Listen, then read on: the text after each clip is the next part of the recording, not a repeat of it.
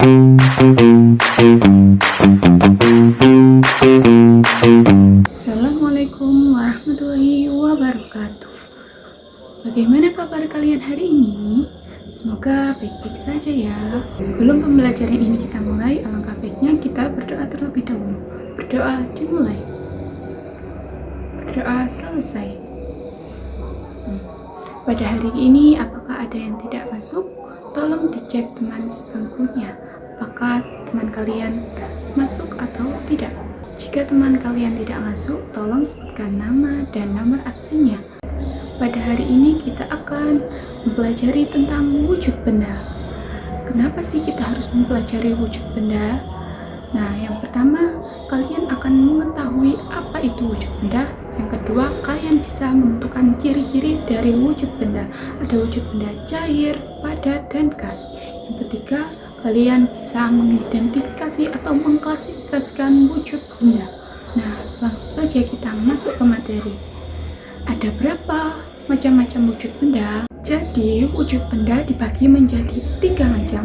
Yang pertama, wujud benda padat, wujud benda cair, dan wujud benda gas. Lalu, apa sih ciri-ciri dari ketiga wujud benda tersebut? Yang pertama, wujud benda padat. Ciri-cirinya yaitu bentuk tetap dan volume juga tetap. Yang kedua, benda cair, ciri-cirinya yang pertama pastinya mengalir. Yang kedua, volume tetap dan bentuknya mengikuti wadah. Yang ketiga yaitu wujud benda gas. Nah, volume dan bentuk ini berubah-ubah, jadi tidak tetap. Lalu, ciri-ciri benda gas selanjutnya yaitu mengisi seluruh ruangan.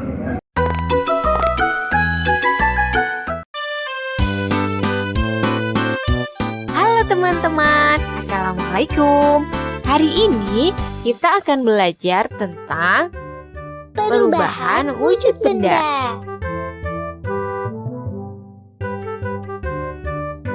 Siang-siang memang paling enak minum es. Iya, rasanya segar sekali.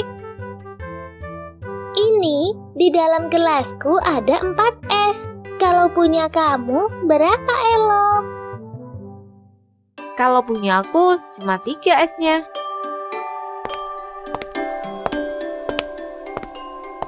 Kalian sekarang minum apa itu? Ini es jus buah ya. Enak sekali. Iya, segar ya.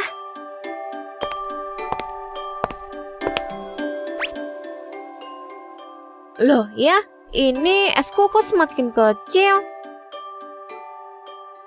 Iya, punyaku esnya juga semakin kecil ya. Itu berarti esnya mencair.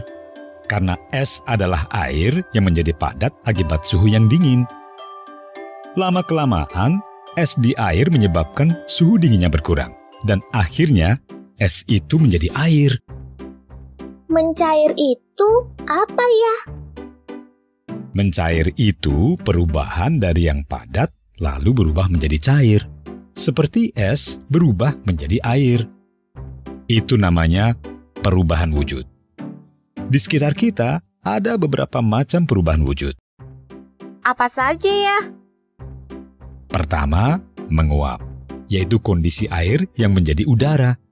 Ini bisa terjadi jika air terkena panas secara terus-menerus. Contohnya apa ya? Contohnya, air laut yang terkena sinar matahari. Air tersebut akan menguap lalu berubah menjadi awan. Contohnya yang lain ya?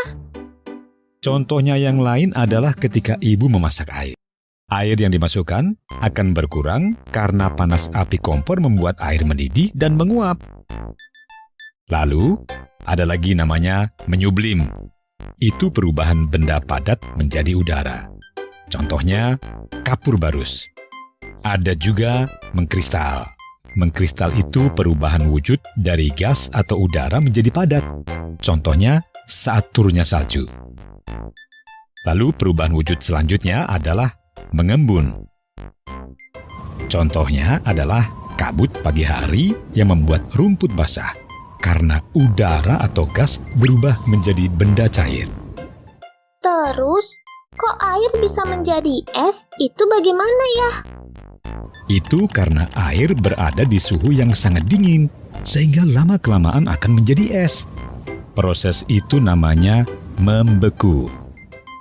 Terus, kok es di gelas tidak ada lagi? Bagaimana ya?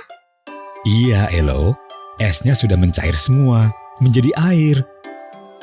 Makanya, semakin mencair esnya, kadang rasa manis minuman semakin berkurang karena jumlah airnya bertambah. Oh, begitu ya? Iya, Elo. Berarti jus buahmu sudah tidak manis. Dari video tadi terdapat 6 perubahan wujud benda. Yang pertama, ada mencair, di mana sebuah peristiwa benda padat akan menjadi air. Itulah yang dinamakan mencair. Contohnya yaitu es batu yang dimasukkan ke dalam air sehingga mencair, dikarenakan suhu pada air berbeda dengan es batu sehingga mengakibatkan es batu tersebut meleleh. Yang kedua ada penguapan, di mana kondisi air akan menjadi uap atau gas karena adanya pemanasan.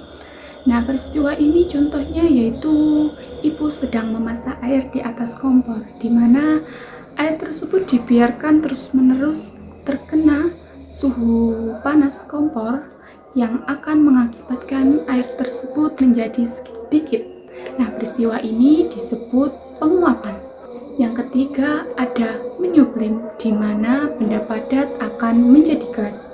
Contohnya yaitu kapur barus yang ditaruh di suhu ruangan akan menjadi gas, atau kapur barus tersebut lama-kelamaan akan habis. Yang keempat ada mengkristal, di mana gas akan menjadi padat.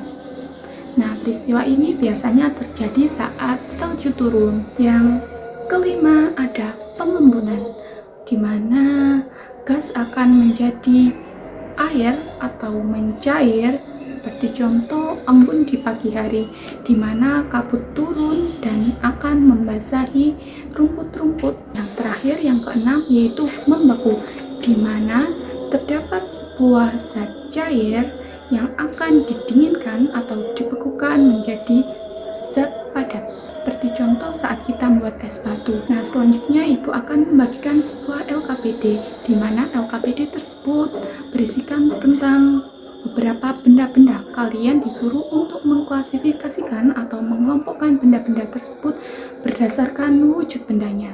Ada mencair, ada padat, ada gas. Nah, kalian bisa mengelompokkan benda-benda tersebut pada kolom yang disediakan.